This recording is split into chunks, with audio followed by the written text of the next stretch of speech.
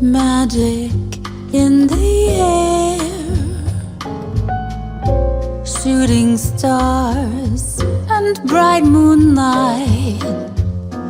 We shared our secrets there. Welcome to a new edition of the Neon Jazz interview series with Canadian jazz vocalist Angela Verbrugge.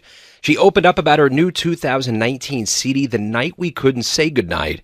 This former actress turned her passion of performing the Great American Songbook into a great vocal jazz bossanova career. Her voice is both innocent and sultry and has playfulness and passion that takes audiences on a journey. Her pursuit of that music dream was lended very well by her going to the Vermont Jazz Centre to work with the legendary jazz vocalist Sheila Jordan. She has many other stops and many other stories on her journey, so get to know her and dig this interview, my friends. Thank you for taking a minute out for Neon Jazz today. I appreciate it. Yeah, no, thank you for having me on. It's really fun. Absolutely. It's going to be great. Let's go ahead and get into your 2019 CD, The Night We Couldn't Say Goodnight.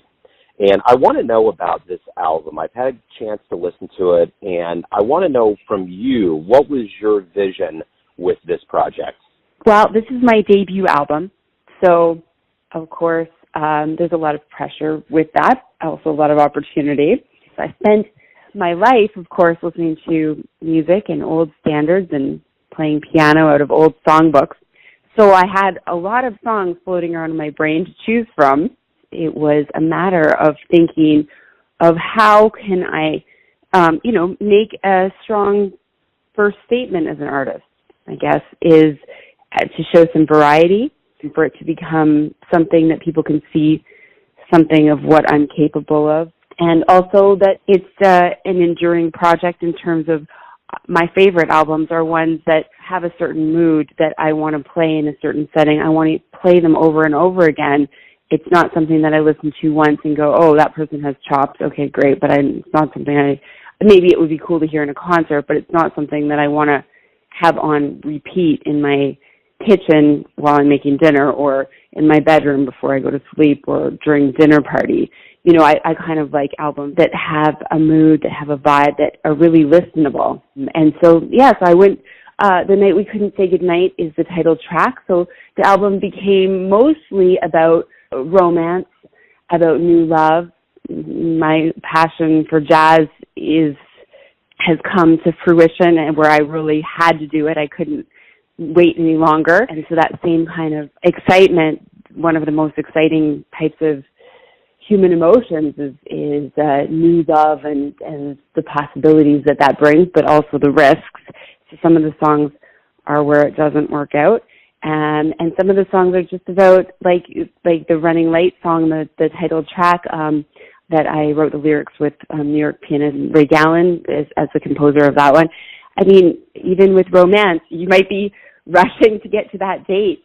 That's life. That's part of life. So I don't know. Does that answer the question? Yeah, I like it. And it's great. Yeah, that's the full bravado of jazz, and that's kind of how love works. It's all the questions that kind of ruminate. So that's totally perfect. So what I want to do is kind of backtrack in your life and go back to Vancouver, British Columbia, and get an idea of how you got into music and singing and jazz and what your childhood was like. Well, I grew up in Kingston, Ontario. My family were long-time residents of the area. Like, both sides of my family had been Canadian for several generations. And so I had family members who were teachers, a lot of my aunts and uncles, and worked in different kinds of jobs around Kingston. But I didn't have anybody that was really like a musician in the family. But my mom played piano. She taught piano at my elementary school. So we had a piano in the house. We had lots of songbooks. And I took piano lessons and started to get interested in the material that was in them. And I got a role in a Cole Porter musical. And wow, Cole Porter, what a composer. And I just fell in love and started sneaking into pool halls that had a jazz night.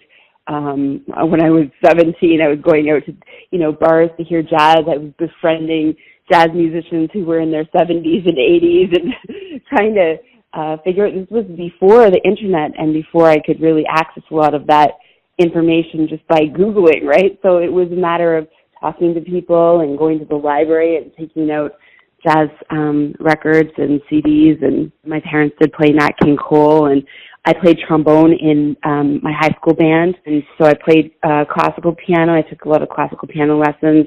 I did some guitar lessons. Singing early on, I felt like I was not one of the people that had like just a natural, instant, amazing talent, like some of these kids on America's Got Talent and these things. It took time for me to develop my actual like physical voice, and I think that I was excited to read that a lot of jazz singers really came to their height of their power in their late 30s, early 40s, that's when the voice for many vocalists really was at its pinnacle. So I thought, okay, well, it's not too late. I can still do this. Did you always have a dream of becoming a singer, or were there other dreams that you were going to pursue? Yes. So when after that Cole Porter musical, auditioned for different music theater colleges and acting colleges, and I got into a really, really top acting school that was in Toronto, and so I decided that would be my path. So I went to acting school for 3 years in Toronto. I did do some acting in different plays and short films and things in Toronto before I moved west to Vancouver, and I got in a car accident, and I broke both my legs and my lower back. And wow. At that point, waitressing and acting was not going to be as feasible. So I did go into a career with, my dad had been a computer professor. I was kind of financially in a bit of a pinch.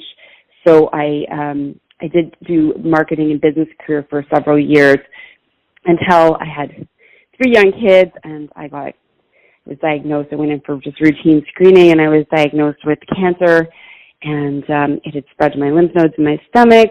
It was really not looking so good. The survival rate that they were quoting just kind of kept getting worse and worse as they did more surgical tests and things like that. I think at that point I was, I always really just knew, like, that feeling that whether it's, I know you're a painter, but we all have these different sort of passions, right? And for me, when I would go to a jazz gig and I knew all the lyrics that the vocalist would be singing, and I would be sitting there just waiting for them to forget so I could shout it out or be asked to sit in with the band. But of course, I didn't really have the knowledge of the mechanics of a jazz band at that point. I knew what they sounded like on recordings. I knew what certain arrangements were like, but to really understand how to like sit in with a jazz band, it was kind of just, I didn't have the skills to do that yet. So after I got through this medical scare, I decided that I would get the skills in place so that if that opportunity came up, I would be able to do it. I would be able to get up with the band, and I started just going out to jazz jams, and then people would say, oh, hey, why don't you come and sing a few songs at my gig? Why don't you come and sing a set at my gig? And from there, I started doing my own gigs, and people were coming out, people were liking it. So I just kept going and challenging myself and not quitting. And so yes, I always had that secret passion to be a jazz singer, but it was a circuitous path to get here. Let me ask you this about when you went to the Vermont Jazz Centre and learned from Sheila Jordan. That had to be a big learning experience for you. Absolutely. It was terrifying. I remember Sheila said, oh, well, I just want to hear all of you sing. And I just wanted to go last because, terror is, stage fright is a terrible thing. My heart was pounding. I think all the blood was draining out of my face. Oh, wow, singing for the great Sheila Jordan. This was, this was beyond. But I think as with many things in life, just, okay, just going to do it. Just keep doing it. Force myself through the fears, and I got up, and it didn't go so badly. It went well, and then I had a chance to work during the week with her bassist Cameron Brown, who eventually invited me to record. He said, "Hey, Angie, you got an album out?" And he's the only one who's allowed to call me Angie. And I said, "No, I'm still working on it. I'm still working on what I would do and making sure that I'm ready." And he's like, "Oh, you're ready. If you want to come to New York, I'll help you out with it." So he offered to co-produce it and play bass on it. And that was just simply an offer that I couldn't refuse. So I got, when you have a deadline, put a date on the calendar, there's nothing quite like it for you to get your, charts organized, practice up, and be ready. Because when opportunity knocks, if you're going to open the door, you got to be ready. So speaking of opportunity, this is your debut album, and you're clearly dream realized, and you're out there doing it. So what does your future look like? And also, being a survivor and going through the battles that you've gone through, what do you see your future in the recording industry, being an artist, say here, in the next 10 years? What do you want to see happen? Wow, that's a good question. The album was just released February 1st to iTunes, Spotify. It's on all the platforms now, and we're getting some good feedback, some reviews. A review's going to be coming out in Jazz Times. Will Friedwald was kind enough to write the liner notes, which are on the physical album, which is for sale on CD Baby. I think that I'm just trying to really be in the present right now, and we are getting a lot of radio play as well, all around the world. I think as an artist, you work really hard, and then you put that out there, and you see how are people reacting to it. What are they reacting to? What elements are most exciting to people? And one of the things that's come back is definitely my lyrics writing. People are excited about the way that I'm writing lyrics. Different jazz musicians have these great compositions, but it's not like the olden days where there were a lot of, Johnny Mercers floating around to write lyrics for some of these great jazz songs that are out there. So I feel like definitely that is going to have a role in future recording projects. One of the best ways that we can educate ourselves is seeing live music. What was one of the first jazz shows that you ever saw that really moved you? Well, I went to the Montreal Jazz Festival and saw Toot Thielman. That was pretty special. That was a night to remember. Also, just on my local Kingston scene, I saw Diana Krall when she was touring with her Love Scenes album with Russell Malone, and that was I loved Diana's voice, the beauty of the music in a way, the swinging simplicity of the phrasing, just everything was in the pocket, and I really admired that.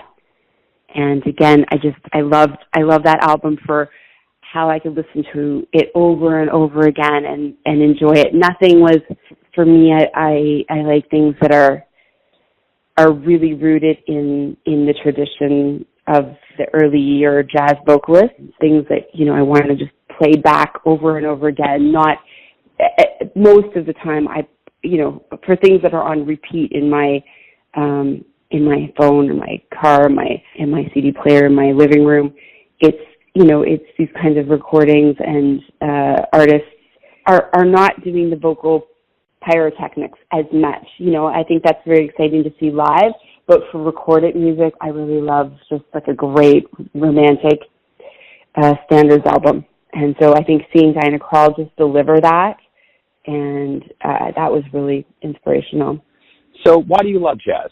I think it comes back to the melodies and the chord progressions of these of our Great American Songbook, of our jazz standards. I just never get tired of them. And I love the fact that we can celebrate those melodies and then embellish and change them, and that it's never the same one time from the next. That's incredible.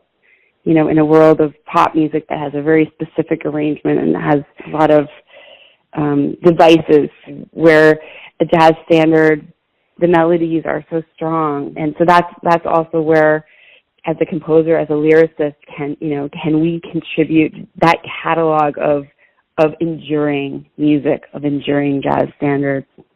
I think that's the real goal for me, is will any of my lyrics stand the test of time? I mean, I have this huge book of Johnny Mercer lyrics. It's a huge, huge collection, and so many of them were throwaway, were novelties of the day.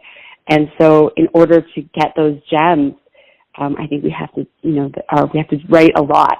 We have to do a lot. And some of them won't be the ones, and some of them, could be. So that's, I don't know, it's a huge goal. It sounds crazy to even say it out loud. That's very nice. So my final question to you is this. Everyone has an interpretation or a version of who they think you are, but you know yourself best. Your family, your friends, your fans, they all have this version. But tell me, who do you think you are? Well, I'm a mom, first and foremost. I've got 3 kids. They're 14, 13, and 11 now. You know, I'm a person living my life. I'm running late, just like my song. Like, you know, I try to get the kids to school on time. I have an incredible, you know, romance and relationship with my husband.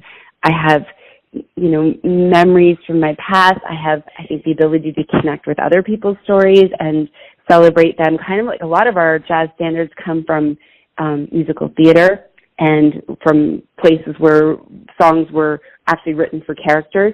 And my acting background, I had a lot of exposure to that. I spent, you know, a number of years studying character development. And so I think, who am I? I'm just a person. I'm just a Canadian woman, a mom. I have something to say. I have a unique way of saying it, I hope. That's great. I love that answer. Totally. And that's a great way to wrap everything up. Angela, thank you for taking some time out for Neon Jazz. Good luck with the debut album and as your career expands. I appreciate it. Oh, thank you so much. I really appreciate you having me on Neon Jazz.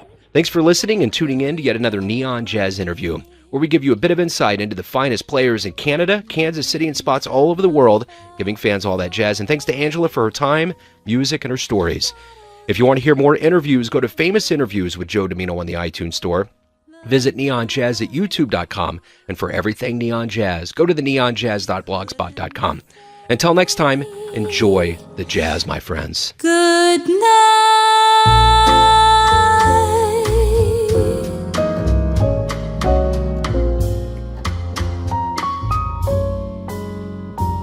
Good night.